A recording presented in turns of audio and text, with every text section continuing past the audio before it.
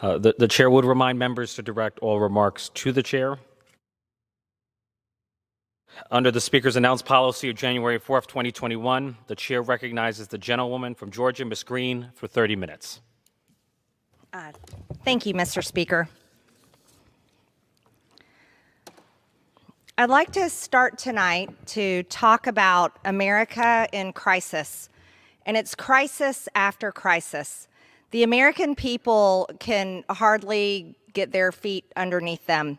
You see, after riots, the next thing that came was COVID, and then elections, and now more COVID, mandates, masks, more COVID, and now potentially the thoughts of war. But there's a lot more happening on top of that. We are in a real crisis in America, especially with American energy. You see, right now, the number one call I receive in my office from my constituents, and it's mainly the only thing they're calling about, is the price of gas. The price of gas, the average right now, is $4.32. People calling in my office are saying they can hardly afford to fill up their tank. They're not sure if they're going to be able to fill up their tank to take their kids to school, to be able to go to the grocery store and afford the high cost of food now, and they're just not sure where this is going. They also call and they say they don't understand why the Biden administration and why Congress, why our federal government isn't doing anything to help Americans be able to pay for gas at the pump. You see, it wasn't too long ago that we were energy independent in America. There was a different mindset in charge. There was a mindset of putting our country first, our tax dollars first, and putting Americans first, and considering ramping up energy in America and growing energy in America instead of declining and killing energy in America. But now that seems to be the way of our government. It's hurting Americans, and people cannot afford it. This should not be a political issue. This is an issue for every single person that drives a car and truck. Now, it seems to be the goal is to make every single American drive an electric vehicle. And if that's the goal, there's a big problem here. It's not up to the government, the United States government, to force people to buy an electric vehicle. It should be up to the United States government to do things like take care of our national security, secure our border, help oil companies produce more oil to increase energy independence, increase natural gas production, continue to build more nuclear to grow energy in America. But that doesn't seem to be the way. No, we're looking at the third straight week in a row of over $100 a barrel in oil. Currently, it's at $112.12. This is a disaster. In March of 2020, President Trump directed the Department of Energy to purchase 30 million barrels to begin filling our strategic preserves. But President Biden announced in his State of the Union that he would once again tap the strategic preserves and release 30 million barrels of oil in a desperate attempt to reduce gas prices here at home. Now Biden is considering releasing even more. This follows an SPR release of 50 million barrels of oil in November of 2021. Which did nothing to prevent the spike in gas prices. And no, it's not what's happening in Ukraine. This was happening before Ukraine. The SPR is supposed to be used for national security emergencies and major weather events. These are our emergency oil supplies. But that doesn't seem to be the case here. It seems to be the continuing plan to reduce America into being dependent on foreign countries. You see, the biggest problem started on day one when the Keystone XL pipeline was completely stopped. That would have supplied 830,000 barrels of oil from Canada to U.S. refineries. That would have helped Americans once that was finished.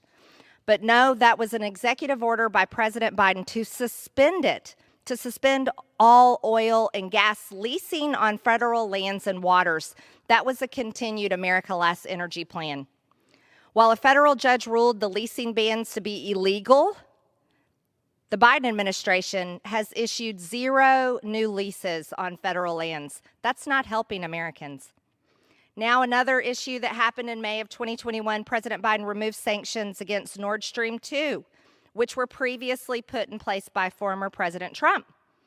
In February 2022, President Biden reversed course and reimposed the Trump sanctions, noting the overwhelming incentive to move away from Russian gas.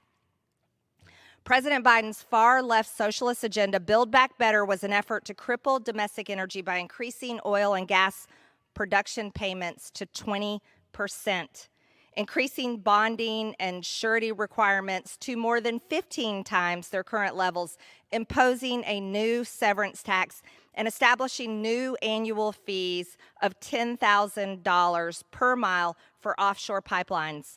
President Biden's fiscal year 22 budget requests explicitly opposed funding the construction or maintenance of projects that would lower the cost of gas, diesel, or energy derived from fossil fuels.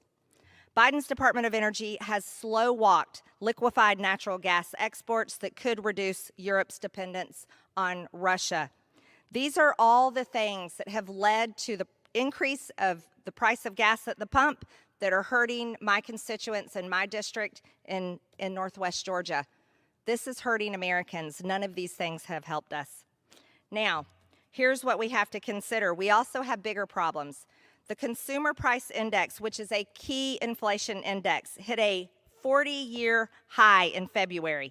The CPI increased to 7.9% over the past 12 months, and this is inflation that happened before Russia invaded Ukraine. You can't blame Putin for that one. This is all happening right here at home. Let's talk about inflation and how it's hurting Americans. Here's one thing that everyone can understand.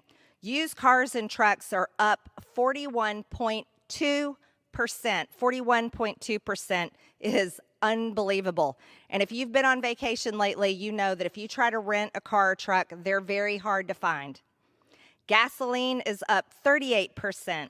Lodging away from home, so going to a hotel while you're trying to go on vacation, or say people that are traveling for business, that's up 25.1%. Now, if you're cooking at home and trying to save money making a meal for your family, bacon is up 18.8%.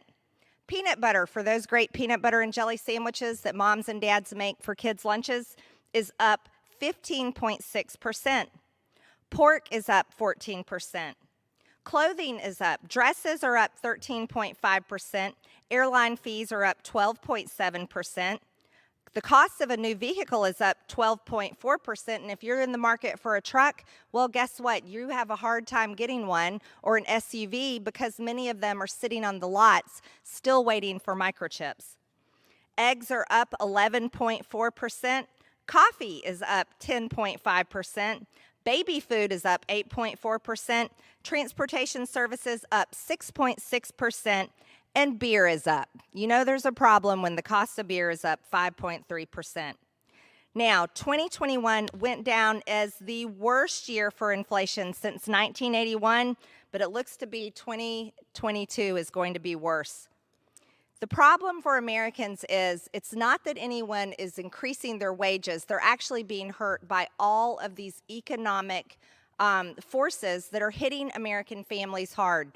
Now, don't forget, the same people that were big Democrat voters, which are those people suffering with big student loans, these are people that are working their jobs, trying to pay their student loans, trying to afford their car payments. They can't afford gas at the pump, and no one seems to be helping them. Inflation is a tax on everyone, and no one is exempt. And that is what people are complaining about here in America. Not what the people that run around Washington think. It's a lot different when you talk to people on the ground. Now, another thing people are very upset about is what's happening at our border. We have a true border crisis, and it's time to start caring about it. Now, listen, it's an insult to all border communities because President Biden visited Texas but continued to refuse to visit the southern border or other surrounding communities. that his failed open border policies have endangered. So the real issue is, while President Biden is more interested in working with Iran, Russia, China to go re-enter an Iran nuclear deal, he doesn't seem to care about what's happening at the border. According to Customs and Border Patrol data, there were 153,941 migrant encounters at our southern border in January. That is a 96% increase from the previous year. This was the second worst January on record. Of the 153,941 illegal immigrants encountered at the border, the Biden administration released 62,573 of them into the United States. This new data comes at a time when ICE deportations are down 70% from 2020, the fewest number of deportations in 5 years. This equates to an average of just 100 deportations a day, even as Border Patrol agents encountered up to 7,000 illegal immigrants daily. But only 100 get deported? Why? You have to ask why. Since Biden took office, over 2 million illegal immigrants have been apprehended at our southern border. Biden has still not visited the border, even during this historic crisis. It doesn't seem that President Biden even cares. Border officials have estimated that nearly 400,000 illegal immigrants have escaped into the United States without being caught under President Biden. But we don't even know if that's the right number. That's just an estimate. Out of 104,171 migrants issued notices to report by ICE between the end of March and the end of August 2021, 47,705 failed to report. They just don't bother showing up. There were 10,763 arrests of migrants with criminal convictions in fiscal year 2021. That's up 2,438 from fiscal year 2020. And that's up 4,269 in fiscal year 2019. But here's the real issue. Fentanyl is flowing across our borders. Seizures of fentanyl increased by 134% in fiscal year 2021 under President Biden's watch. Now fentanyl is the #1 reported reason of death, cause of death for young people ages 18 to 45. What are we doing in our country when this deadly drug is flowing across our wide open border that our president doesn't even seem to care about, that no one is interested in closing the border, securing the border? How are we failing Americans and failing young people where fentanyl that comes over from China is so easily flowing across the border? This is a disaster. It's a complete disaster. Now, what I find absolutely mind-boggling is how here in Congress, we passed a $1.5 trillion omnibus bill last week that was 2,741 pages, and we didn't even have 24 hours to read it. That is a complete failure to the American people and the American tax dollars, who are the ones paying the $1.5 trillion for the omnibus bill. How, there's not a company, there's not a small business in the private sector that operates this way, but our federal government is reckless and out of control, and the American people are feeling the consequences.